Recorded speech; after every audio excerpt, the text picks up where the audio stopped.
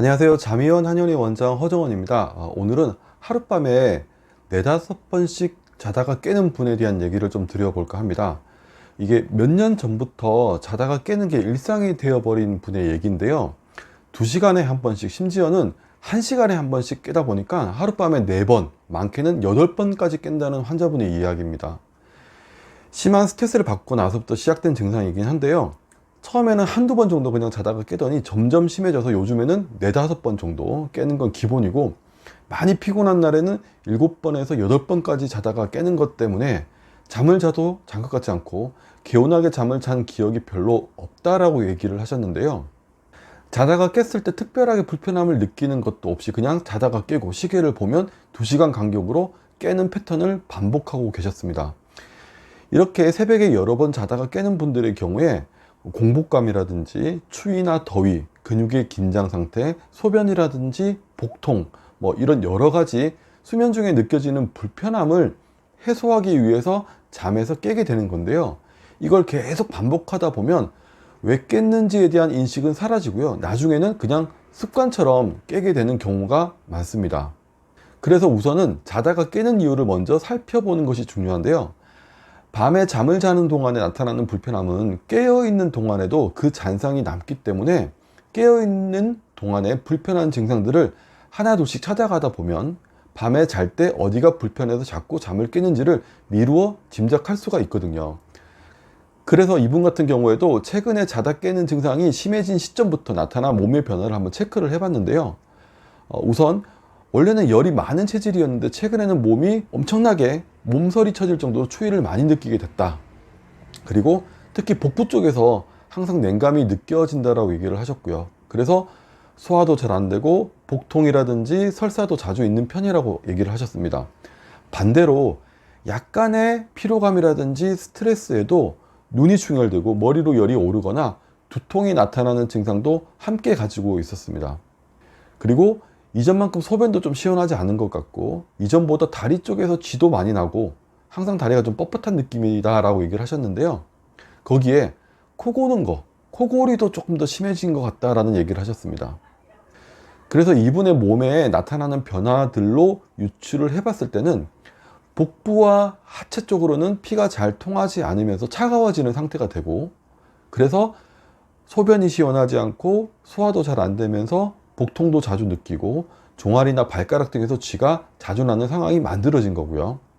상체 쪽으로, 그리고 머리 쪽으로는 너무 많은 피가 쏠리면서 안구충혈이라든지 두통, 상열, 뒷목이 뻐근함 등과 같은 그런 증상이 나타나기 시작한 것으로 볼 수 있었습니다. 아마 이렇게 상체나 머리 쪽으로 혈액이 피가 많이 몰린 건 스트레스를 많이 받았기 때문에 머리를 많이 쓰면서 나타나는 증상으로 생각해 볼 수 있는데요. 한마디로 요약하면 상열 하한, 즉 하체는 차갑고 상체는 뜨거워진 상태였던 거죠. 그리고 상체나 머리 쪽으로 피가 쏠리다 보니까 이 피부 쪽으로도 혈액이 잘 돌지 못하게 되고, 그러니까 추위도 더 많이 느끼게 된 걸로 생각해 볼 수가 있습니다. 결국에는 잠을 자다가 상체가 더워서 깨기도 하고 하체가 추워서 깨기도 하는 복합적인 상태라고 볼 수가 있었습니다. 거기에 수면 중에도 과도하게 긴장을 많이 하면서 근육이 긴장된 상태도 보였었고요. 습관적으로 시계를 보면서 2시간 간격으로 깨는 걸 나도 모르게 기정사실화하고 있는 부분도 보였다라는 거죠. 제가 일전에 영상에서 새벽에 자다가 깨는 5가지 이유에 대한 얘기를 좀 드렸었는데요. 이분의 경우에는 체온 조절이 잘 되지 않아서, 그리고 무의식적인 긴장, 그리고 습관, 시계를 보면서 만들어진 습관, 이 3가지 원인이 복합적으로 나타나 있는 경우로 볼 수가 있었습니다. 몸의 변화를 시간의 흐름 속에 지켜봤을 때는 이분은 원래는 체력이 좋은 편이었었고 열이 많은 편이었지만 그동안 과로나 스트레스로 인해서 체력이 약해지게 되면서 이렇게 상열 하한의 상태가 만들어지고 추위를 많이 타는 체질로 살짝 바뀌어버린 걸로 볼 수도 있었는데요. 이런 분들의 경우에는 상체로 쏠려 있는 열은 밑으로 내려주거나 좀 풀어주고 아래쪽은 좀 따뜻하게 데워주는 방식으로 열을 꺼주는 약과 몸을 따뜻하게 보호해주는 약을 동시에 조합해서 치료를 해 나가야 하는 분으로 볼 수가 있습니다. 더불어서 잠을 자는 공간의 온도도 이전처럼 너무 차갑게 하기보다는 살짝 따뜻하게 유지해 주시는 것이 더 필요하고요. 그리고 시계를 보지 않는 습관은 지금부터라도 바로 만들어 가야 하는 상황인 거죠. 그리고 상체로 쏠려 있는 열과 기운을 밑으로 내려주기 위해서 하체 운동이라든지 유산소 운동을 수시로 해주시는 것도 도움이 되는 생활 요령이라고 할 수가 있습니다. 과도한 긴장이나 스트레스를 풀어내는 방법으로도 가능하면 유산소 운동을 즐겨 하시는 것이 여러모로 도움이 되니까 시간 날 때마다 달리기라든지 자전거 타기 같은 하체 근육을 쓰는 유산소 운동을 자주 해주는 게 필요하다고 말씀을 드렸는데요. 간혹 코골이가 심해서 수면 중에 호흡에 문제가 되면서 잠을 깨게 되는 경우도 있는데요. 코골이가 심한 분들도 유산소 운동을 해주시게 되면 기도를 넓혀주고 호흡과 관련된 근육이라든지 이 조직들이 조금 더 튼튼해지고 탄력이 조금 좋아지는 그런 상황을 만들어 줄 수가 있습니다. 그리고 음주 습관도 한 번에 너무 많은 양을 마시는 걸 피하시고 횟수도 조금만 줄여주는 것이 코골이 예방에 도움이 되기도 합니다.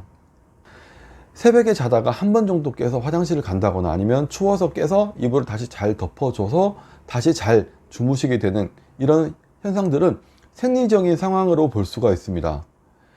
근데 이렇게 하룻밤에 여러 번 깨게 되면서 질 좋은 수면을 취하지 못하는 분들이 꽤 많으신 것 같더라고요. 개개인의 성격이라든지 생활 습관, 체질이 다른 것처럼 이렇게 자다가 깨는 것도 사람마다 그 이유가 다르고 때로는 여러 원인들이 복합적으로 작용해서 나타나는 경우도 있습니다.